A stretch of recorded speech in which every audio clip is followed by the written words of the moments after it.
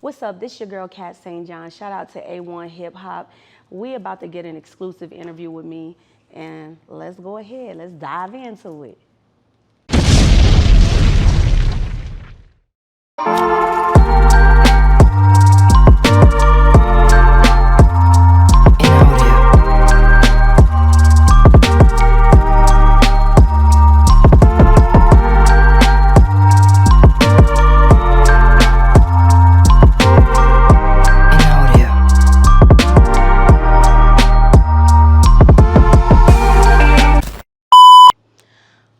Coming off of the stage of Summer Jam, I feel relieved, especially when I've been working on it for so long, and the work that was put into it and the amount of time that it took from out of my life just to kind of, get prepared for that, because I'm not just getting a mic and just rapping on stage or just singing on stage. There's dancers, choreographer, and then, there's outfits, uniforms, so to say, costumes, so to say, that has to be executed on. So these things take time. So I was just glad that it was over and that, we did an amazing show. How was the feeling seeing the crowd reaction to the songs and just the vibe? Because, performing at little clubs is different, but the actual audience with thousands of people. Oh my gosh, yeah, that was like, I'm getting nervous just thinking about it again. Like you see, I'm just like, even my whole gesture just changed. Like, I didn't know what to expect, because you got to remember, like, when it comes to like black and brown crowds, we are very tough critics. So I didn't know what to expect, but I knew that I was going in there with the mind frame of that they're gonna love me. And I kept on saying that to myself. And I knew I was going in there with the power of knowing that I had enough confidence in myself to know that that they would like it. And I had worked on it. So I figured that even if they didn't like the song, they would appreciate the fact that I put in time into my outfit and, something. Just don't boo me off. You know what I mean? Just don't, oh man, another song me. You know what I mean? So to see that they reacted and they were actually responding, like when I was like, keep it cute, and they was like, keep it cute. I didn't know how to react. I was numb. Like, I feel like I was there, but I wasn't there. Like, I just wish I was more present mentally. I feel like I lost out on a lot of me just being there and present, because I was just all over the place mentally. But I was glad that they were able to still connect to me, and I'm glad that they did react. And I wasn't shocked at all, because I feel like I'm a child of God, so I have a different type of powers, I feel like. You mentioned it. Now let's speak about this banger, Keep It Cute. The latest single that you're pushing right now. So Keep It Cute, I wrote Keep It Cute almost 3-4 years ago, almost 4 years ago now. It's actually an old record, but it was crazy because, I can't remember the exact date. Of course, it's all documented because I had to get it registered and everything.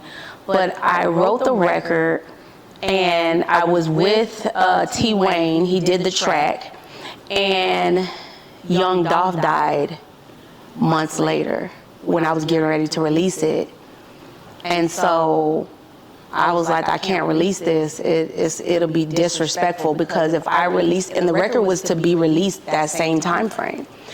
And so I was like, yeah, I'm not gonna do that. Like, I had to wait a long time to actually like put it out there to release it, because I used the sample that is like from one of his tracks, Get Paid Young, Get Paid. So it just went along with it, and I was like, I ain't nobody. Like, I will wait till it blow up before they come to me and try to get me for some shmoolah. You know what I mean? I take my chances, and when they come to me, if I could pay it, cool. If not, I will just go ahead and put it on, somewhere else, and give whatever I gotta give to them, because I never expected, in my mind to be like, oh, this your first record, you gonna make millions off of the first record. Like, I'm not attached to money in the way to make me be like, well, I'm gonna keep on pushing it because I'm making money. You know what I mean? So I literally was just in a position mentally where I was like, yeah, this is just not the right time to put it out. So I waited, and I just put it out not too long ago because I felt like it was the right time. But at the end of the day, like, it was really to give him homage and to show that, you know, also too, for the young ladies out there, like, you don't have to hate on nobody. Like, get your money, do what you have to do, and don't hate. And it was specifically surrounded around money because I'm always inspiring people, trying to encourage people to go get it. So me being, you know, somebody that I feel like a lot of people look up to me as a role model, like, to me, I feel like sometimes you have to talk to people that are younger than you, and you have to deliver the message a little different, because you go and preach to them, they're not trying to hear you. But if you say, like, hey, like, I'm gonna put it in the form of a song and do it, then that's kind of like where Keep It Cute came in at. And then not only that, my friend, her name is Dee. She was on a TV show called Ready to Love, and she kept on telling everybody, keep it cute, keep it cute. I'm like, bitch, that's a song, that's a song. So I was like, girl, I'm gonna make sure I show you some love on the record. We tried to put her name in there like 50 ways, and we was just like, yeah, it ain't gonna work. Like, it just wasn't gonna work. But, you know, shout out to Dee, because the inspiration, actually, the initial inspiration of the keep it cute phrase came from her saying it so much on that TV show. So I know a lot of people don't like to tell people that their inspiration came from somebody else. They like to always act like everything just came from out of their minds, and that's okay. But we are always inspired by what's around us, the things we see, the things we hear, places we walk in, people that we have around us. So it was definitely an inspirational moment for me. Now, how does it feel being on the Shade Room in Hollywood Unlocked? Oh, yeah. So, that was crazy because I did the record Dallas, right? And then once I did the record Dallas, it was just a different sound for me. When I used to sing all the time, I used to try to hit all the high notes and not try, I used to. And then when my vocal cords just took a crash for the words, I was still trying to do it. I sounded a hot mess, I ain't gonna lie. That's how I started rapping. Long story short, I was like, I came to the realization that, hey girl, your voice is deep. Accept it, run with it, and work with it, and see what you can do with this. So I have been recording music here and there, and then I'm like, listen, let's just stay right here. Let's two-step in this area and be okay with it. And, you know, when I did the record, it was dope. It was amazing. So shout out to the people that helped me on the record: Mike Reeves, Ratchet R&B Blues, and then super producer TA. So basically, with me, I normally write 100% of everything I do. It's like people, they don't want to help you write. And it's okay because I'm not used to asking people. But because I run so many businesses now, sometimes it can be hard to be creative and write a song, get into your emotions, because when you're running a lot of business, you don't have a lot of emotions in you because all your emotions go to your business.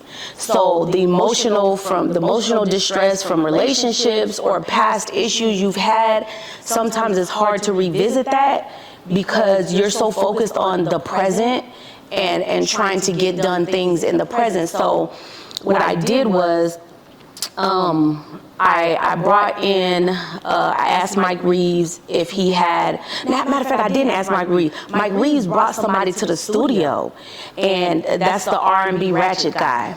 And I'm gonna give you his name. I can't think of it right now because like I'm going based on the Instagram name, which is crazy. But of course he got his information and everything on the ASCAP paperwork and all that stuff like that. I make sure everybody get their credit. Well, when I was in there, I came in and I was like, I know you in Dallas, don't you live in Dallas? And then from there, I'm like, they was like, well, we should write. I'm like, no, it has to start off with, I know you in Dallas, because I need to say that. I need to say that in the very beginning, because I know you in Dallas. And the whole vibe of it came from something that happened so long ago, years ago. But I remember looking back on my book of songs that I wrote, and I was like, I want to get this song out the way so bad, because I feel like it could be hot, because it's telling a story. So I was like, it was like, well, we should start off. And I was like, no, it has to start. And I was so fixated on that I kept on singing. I was like, the tone has to be right. So while I was doing that, he was writing. And I had already told them the story to Dallas, how it went down, everything went down, specific wordings I want to use, like it has to be specific. And then so they're coming to me with their lines. I'm like, no, that's not it. They come to me, I'm like, no. Then I'm like, add this, change this, let's do this, da da da. Like I'm like, just all over the place. And it was just executed. That first verse, which normally it takes me minutes to write one verse. This verse was about maybe 30 minutes, because now I'm working with other people and they're trying to tell my story. You can't use your words to tell my story. And I'm a stickler on that. So if I told you this is what happened, this would need to happen in the story. So then boom, I told Mike Reeves, I want my track to sound just like this. This is what I'm hearing. This is what I'm feeling. And he was able to execute that sound for me almost immediately. So boom, we get the first verse out the way. And then the second verse we didn't get to do. So I go to TA, and for some reason, when you get in a studio and you start working on a record, sometimes you can be drained being in that particular setting, and you need to refresh yourself, and you need to leave the studio and come back. When I came to TA, it was like a whole new song. He added the beat in there. I was like, TA, this is what we have so far. I need a beat on there. I just need you to turn it up. And it was so perfect. And he was like, sis, the part right here where you have, I know you in Houston. No, she said in Houston. He said, that could be the hook. I said, no. I was like, no, that's not the hook. That's the first verse. What we did in the studio is the hook. And then boom, from there, I was like, he was like, you know what? We need to just replay this. And that's how the song came about. So then, of course, my pen came, and I just found it again. And the rest of the record, I just wrote. And then the positioning of everything, it was like in my head. And I'm like, position this here. And TA is like, yeah, and then let's position this, because his track gave me that rejuvenation that I need. It like revived me, you know what I mean? It gave me like energy. So, and then because the energy that we had from the first part, we already burnt it out. You see what I'm saying? But by the time I got done with the second verse, I was burnt out again. So, but we were done with the record by then. But it's an amazing record. It tells a story, and it's a true story. So, I posted it, and then I tagged every single blog. I tagged every single blog. Like, they didn't just find me. Like, I want people to understand this. They didn't just find me and say, oh yeah, this girl named Kat St. John, da da da da. It's like, I tagged them, they saw it, they researched me, and probably was like, you know what, we're gonna go ahead and post this. But it was amazing seeing it, that I was getting love, and it wasn't from people that I knew. And it was from people I knew as well. But when they reposted it, I think a lot of people that knew me was proud. I was proud, and people that didn't know me was proud, because they see me working on my music for so long, and so they felt like, okay, you deserve this, So it felt good. It felt good. Great start for 2023. Yes. Now you're a woman of business. Mm-hmm. As they go to your Grammy, see you got this going on. Tell the people how important business is and what you have going on, your entrepreneurship. Well, business is very important to me, because that's how I survive. So I had to take a small break from music. When I say a small break, I mean just not consistently putting out music, not consistently like making this my whole life. Because you can make music your whole life to the point where you're broke. and you have nothing, and then you're sitting around asking everybody for money, asking everybody to support you just this one last time.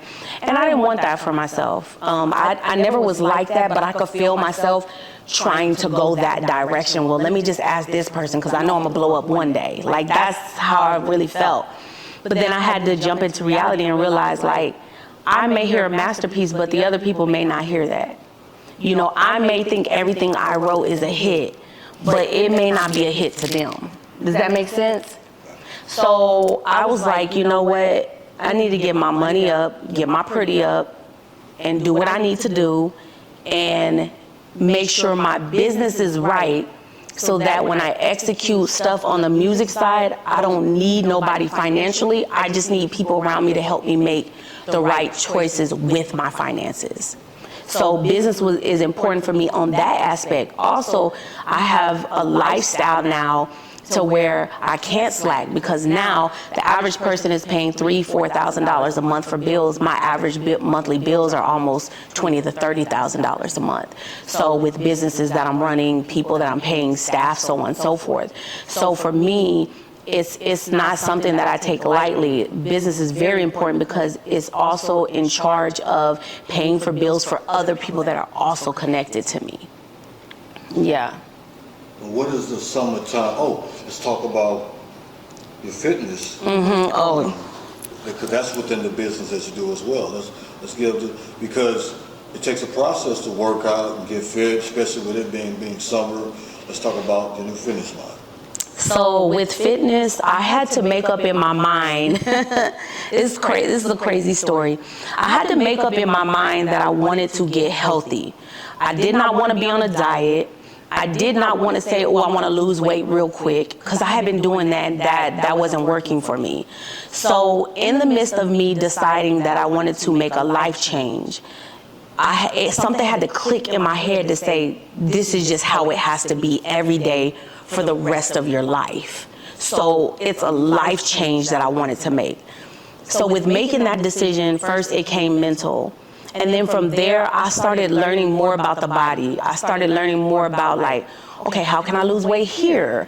How can I lose weight a little quicker but still safe in the right way to where it stays off? How can I curb my appetite?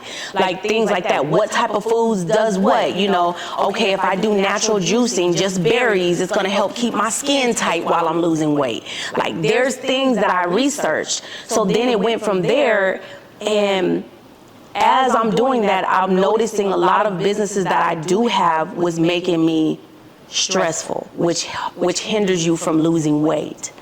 So I was like, man, I want to get an e-commerce business that can put me in a position where it can eventually run on its own, relieving me of a lot of stress.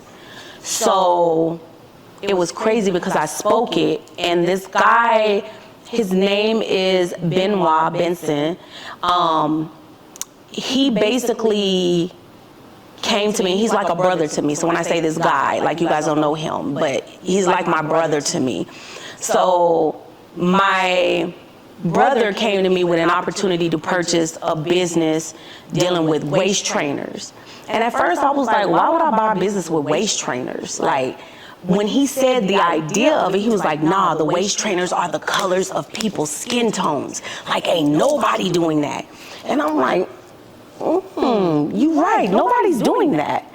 So I was like, let me see it. So he showed it to me, and instantly I was sold. Of course, we negotiated and things like that. And, you know, it's crazy because when I went in to buy this business, everybody that was a part of it, like, everybody's like, oh, I'm going to be there for you. I'm going to support you. I'm going to do this. I'm going to do that. Da-da-da-da-da. But if it's not on paper, don't expect nobody to do anything. That's all I'm saying. Don't expect nobody to support you. Don't expect nobody to push your brand like you doing. You know, don't expect nobody to do none of that if it's not on paper. So for me, you know, I dropped the ball on that in a lot of ways.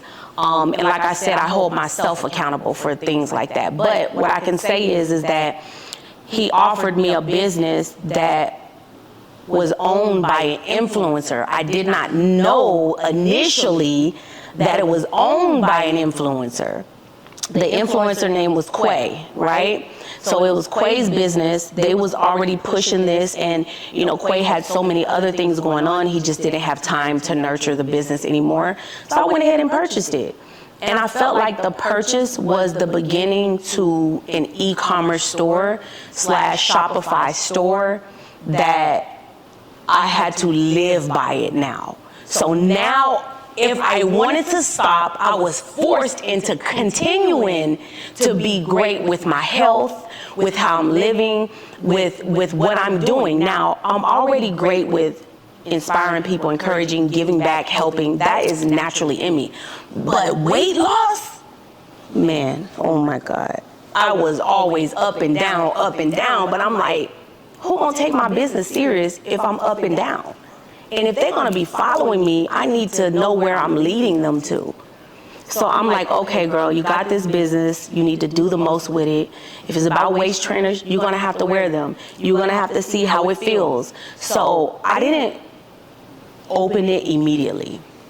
There was so many factors that went into why I could not open it immediately.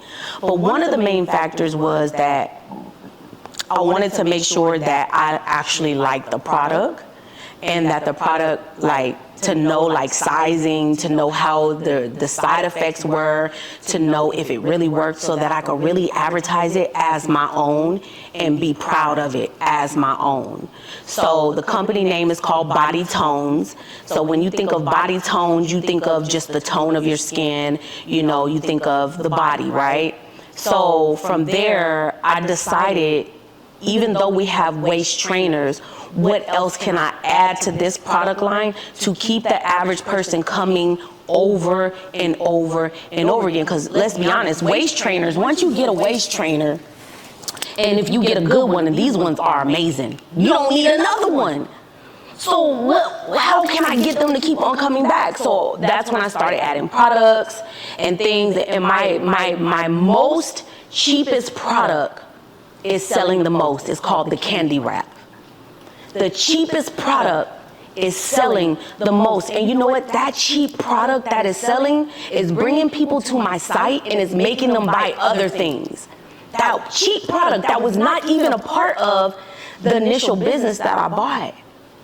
So sometimes God will bring you to the well and you be like, I don't know what to do. And he'll be like, just hold up, hold tight. Hold tight. I'm gonna give you something else. So even though the idea of the waist trainers, the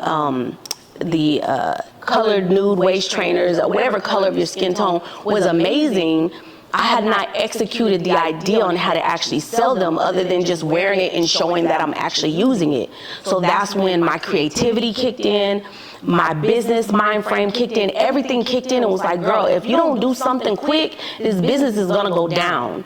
So to imagine that I found a product to add on to the products I was already selling to make the company actually sell was amazing. I went from making $78 a day, not even that. Sometimes it would just be, they would just buy the cream just to say they supported me, which was okay with me. I was okay with them buying anything because I needed to get out of the hole. Mind you, I purchased this business for over 6 figures. So I'm trying to make my money back, okay? Not only that, I had to put more money into it just so that it could run effectively.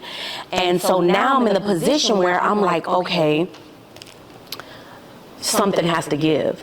So now we went from just the waist trainers, where we were selling one a day or one every other day or one every 3 days, to now we're selling almost 20 products a day just off of that one product, bringing people to the site.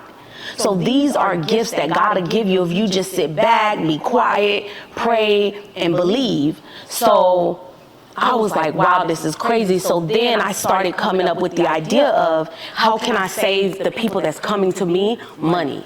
So I see the 3 things that they're buying. They love buying these things. How can I get them to buy it more? Make it cheaper. Create a bundle deal.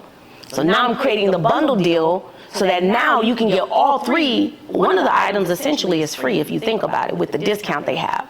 So these are the reasons why being a business person, being creative helps you. So because I'm a creative person, it made me create the idea. So when you look online, somebody else is selling something like that. It's a young lady that I did do my research after I started selling them. I saw she was selling on Amazon for $29. And I'm like, I'm selling it for $15, number one. Number two, she called it the plastic wrap. I called it the candy wrap. See, with us, we like themes. We like things that make you feel good about yourself. Like, girl, you the candy. You gotta wrap that candy. It's the candy wrap. You see what I'm saying? You need the candy wrap. And then when I'm able to show the visuals that it actually works, oh God, they went crazy on it. Like I literally like did it first before I started. So I didn't just say, hey, it's a new product, let's sell it. I'm like, let me use it. Let me make sure it works before I start investing my money in this, and let's see. So when I first started off, I only bought 300 because I'm like, you know what, we might get a few people here and there. Sold out in 1 week. Sold out in 1 week. So I'm like, oh my God, this is crazy. So mind you, as I'm thinking of that, I'm like, okay, boom. I gotta order more. So it took a couple days. I gotta order more. And now that I gotta order more, now I gotta come up with, like I said, that the bundle deal came after that. So it's called the Candy Wrap Drip Pack. So it make you sweat so crazy. Oh man, it make you sweat so crazy. My waistline went from to so fast. Listen, I was so tempted to wear my waist trainer on stage. I should have wore it, but it didn't match with my outfit. But I would have kept that mug on. Like, that's how good it worked. But man, when I tell you, people started supporting it, and again, these are people all across the world buying my stuff. I'm like, oh my God, this is crazy. And mind you, again, this is not something that was planned. All this stuff was because I spoke it. I spoke it. It was like pushed onto me. Like, it just came to me because I spoke it. So words are powerful. But yeah, with that business line, I'm wearing body tones right now. Also, too, we had to add clothing because I wanted to make it an essential line where basically your daily essentials are there. So us women, we like to wear workout clothes all day long until we gotta go somewhere, right? We like to wear stuff we could just throw on, 2 pieces. We love 2-piece, matching 2 pieces. So I kind of got a bunch of matching 2 pieces, threw it in there, stuff that I felt comfortable in because I'm on the thicker side.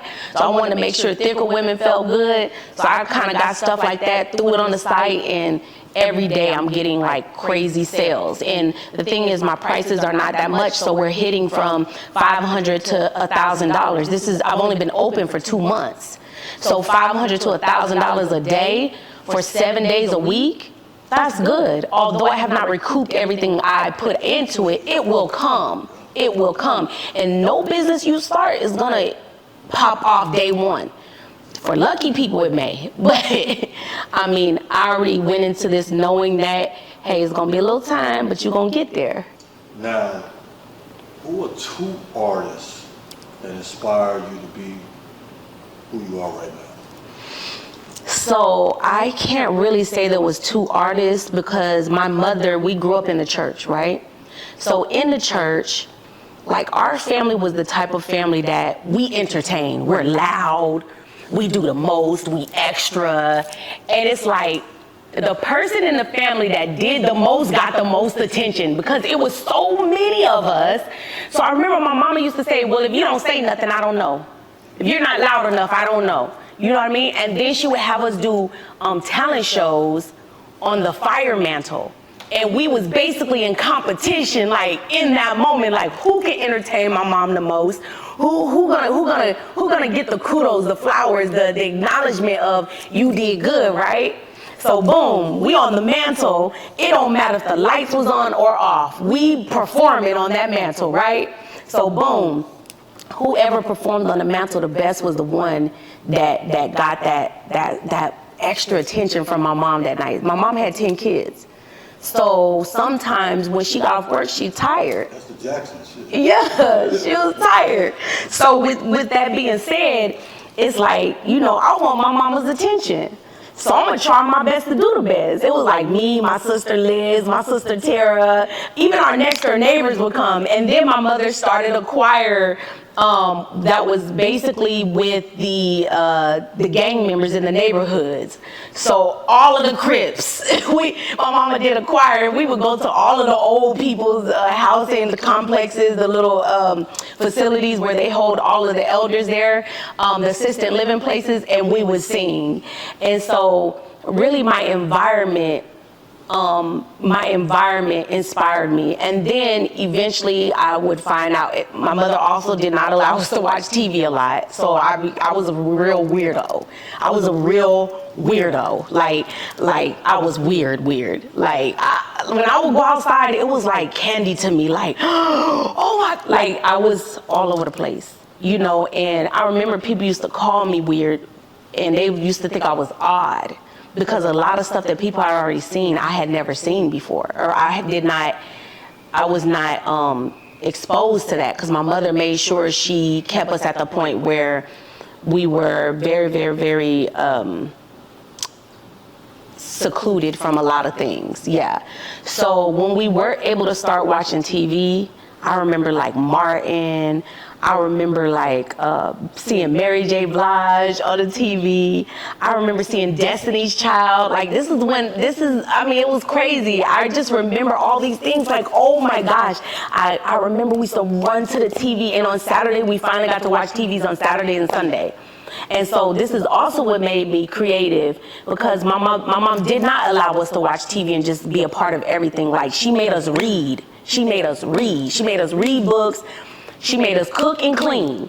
And these things have molded me now. You see what I'm saying? We got them whoopings like everybody else. We got in trouble like everybody else. Listen, there was no difference. The only thing is that when you have 10 kids and you're doing a lot of it by yourself, you have to find ways to creatively not have certain things. So I feel like my mother was always the type of person to educate us and to always put us in the position where we knew on the book side, but not the worldly side. Does that make sense? So I appreciate her for that, but that kept me creative. Even to this day, I'm still creative. Like, I love colors, because we didn't have that many colors. Like, I remember purple was the only color. I remember these purple sweatpants. I would wear them like 3 times a week, because they had so much color and so much life in them. And I just wanted my life to be like that. And I felt like the only color we had was in our personalities. Does that make sense? So now, even as a grown-ass woman, like, colors is like everything to me. So, you know, it's weird how people think that your childhood doesn't affect you in your adulthood, but it really does. It really does. Yeah, it really does. Yeah. Now, it's summertime. In Houston, what is the best, I don't want to say pickup line, but if a guy wants to approach Miss Cat St. John, what is a nice approach, or something that would make you be like, I go on a date with you here? Oh, man, I don't even know, man. Man, I can't even say, because I feel like, let me say what a good pickup line would be for my friend, because for me, you're not going to be able to pick me up. I'm just going to be honest. I'm just not like that. You know, I've never been like that. So I can't tell you. I remember laughing at people for saying pickup lines, because it was just weird to me. You know, I never seen myself as the type of person that somebody would want to pick up. So when they would try to pick it up, it's like, I'm dropping the ball. Like, you picking up, I'm dropping. You know what I mean? So it's like make your compliment, that's fine, but don't try to holler at me, please. I don't like that. You know what I mean? But what I can say is that a man that's coming in as if he's confident and has things going on for himself, and you could tell because of the vibe, and is not so needy, because a lot of men come off as needy. But if he comes off as confident, buy a woman a drink and just walk away. Just walk away. Buy a woman a drink, walk away, and be like, enjoy. Hopefully she'll come back to you. If she's single, she might come and tell you thank you, and when she tells you thank you, that's your chance to kind of dive in and say something. So your pickup line was really buying the drink, or, you know, hey, I'll pick up that tab. You know what I mean? I got that tab. You know what I mean? Something like that. And the reason why I'm saying that, because when you're in a club environment, any place you go, you always want to ask yourself, what is the need? So if I'm coming into a business meeting, I'm not going to tell you everything I got going on. I'm going to tell you about the things that I know you need.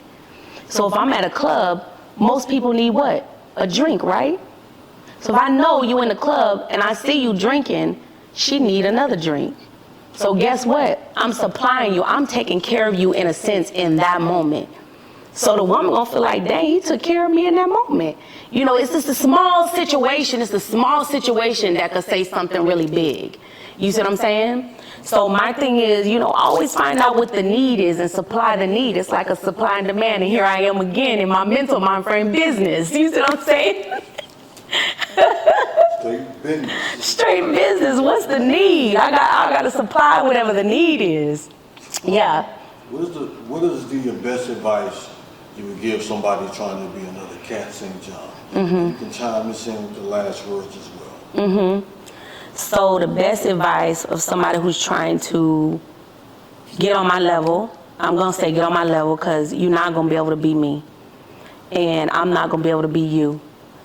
But if you want to get on my level, you have to be honest with yourself and ask yourself, who is really here for me? And if they're not there for you, you got to cut them off. That's step one. Step two, what is really here for me? What is serving me? If something is not serving you, you have to cut it off. If you like things and you feel like it's a little too much, that means you're giving it too much of your time. You have to fast from it. More things going into being on my level is being consistent and standing up for yourself in a respectful manner. And on top of that, being kind. So when you're kind to somebody, the blessings from that is crazy. Lastly, say thank you and manifest. Say thank you and manifest. Say thank you, thank you, thank you, over and over again. Thank you to your God. My God is Lord Jesus Christ. I say your God because I don't want to offend anybody. So you say thank you consistently. And then you start going into what you're thankful for. Because the highest praise you can give to God is thanks. Give him thanks. And then when people give you stuff, listen, if I give you money and you come and you just give it back to me and you don't say thank you, I'd be so... Listen, so imagine how God feel. Imagine how people around you feel if you can't say just thank you. So thank you is one of the highest praises, the highest gift that you can give to somebody. So gratitude. And then, of course, like I said, consistency. And try everything until you see what works. You're not going to know what works for you until you hit it. And then you're like, okay, this is my niche. People say, find your niche, find your niche. They don't tell you how. The way you do it is you get in the field and you just try everything. Just like how when I bought the clothing line, I'm trying to sell everything, nothing's selling. So then I'm buying other stuff, nothing's selling, and then boom, that one thing hit and it finally sold. That's what I mean by trying. Try, and stay within your budget realm. If you know you can't go out and you have to borrow money to go out, don't borrow no money from nobody to party.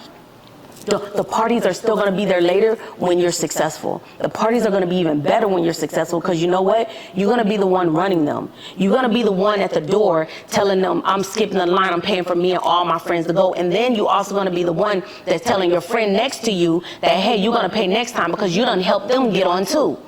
So always that. And then I already said last thing, but let me tell you this. Help somebody else. Give back.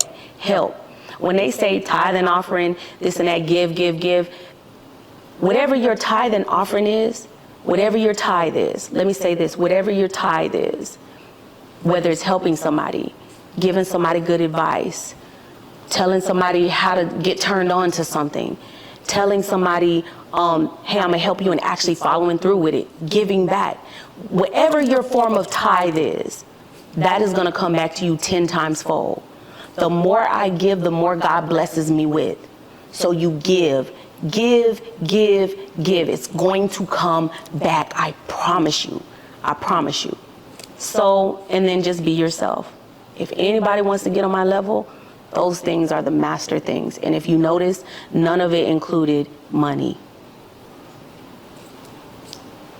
That's it. Yeah. That was dope. That was dope. Wow.